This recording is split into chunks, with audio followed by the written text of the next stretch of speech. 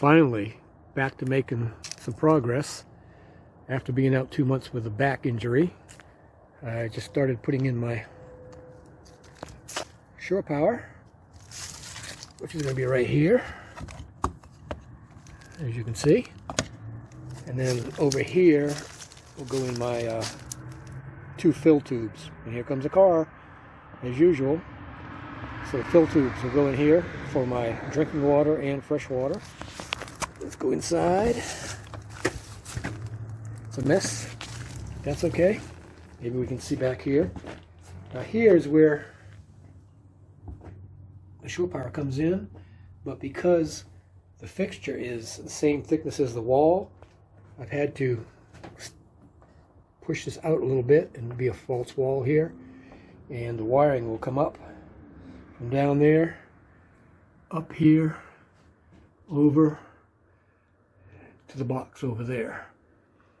So this is the shower area. So there'll be some 1/4 inch over this, and then there'll be the shower material over top of that.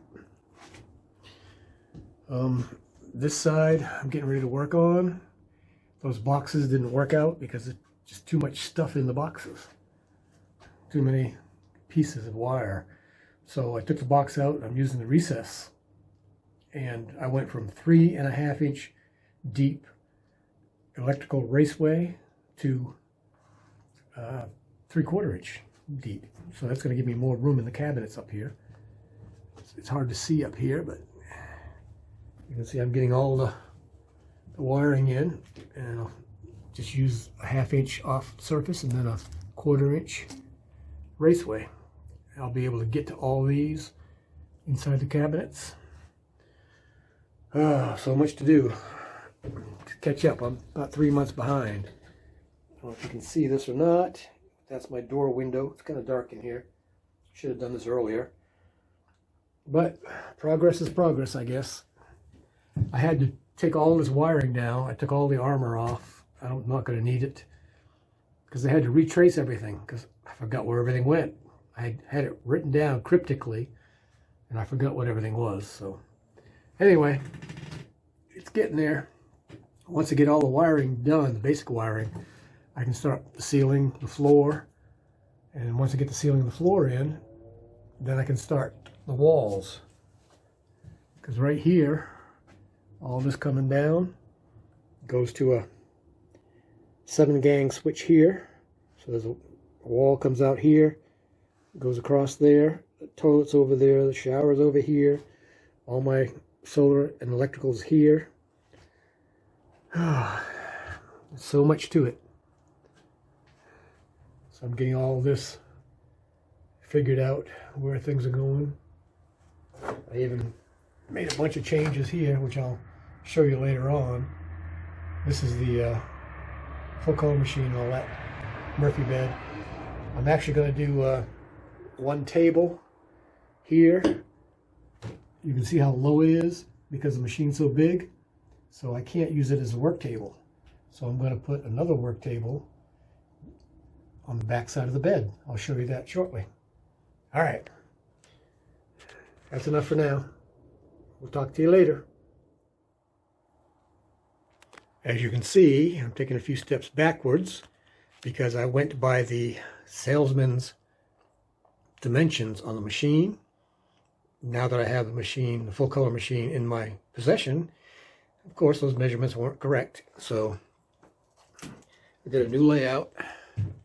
This is showing where everything should go.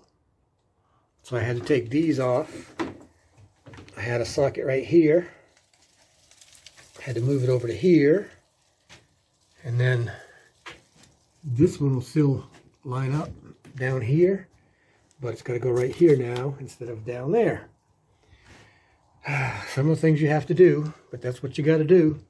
So that pulled me back a little bit, just a day or so, but I'll get it. No big deal. That's part of it. All right, keep watching. Lots more to go. These are pretty nice little connectors. It makes from connecting 3 wires pretty simple without the big bulky wire nuts. I have one taped up because I read where sometimes they have a tendency to pop open in the right situation. So by taping them, they can't pop open. They make a good contact and they're easy to use. I'm using them throughout the bus. I'm using them throughout the trailer. See, I still have my shuttle bus on the mind. All right, I'll be back soon. Okay, getting these in. What I've got to do now is block up the old holes since things have changed. So what I'm doing is making a little quick paper pattern, and then I'll cut some 1/2 inch or 3/8, whatever this is, to go back in there. It looks like 3/8. And it won't have to fit perfect because I'm going to do some bondoing on these lines anyway, because this plywood here would be the back of the cabinets. So I want them semi-smooth. All right, lots more to go. Going to be, when I get this done, I'm going to be checking all the circuits to make sure there's no broken circuits anywhere. And I'll show you how I do that when I get back. One is in.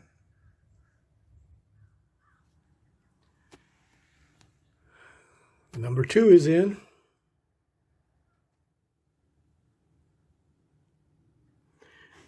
And number 3 is in. Again, this will be bonded over.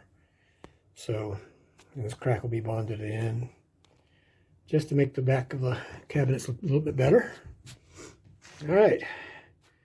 Next step is connecting the wires themselves together and check continuity throughout all my circuits. Fun, fun, fun.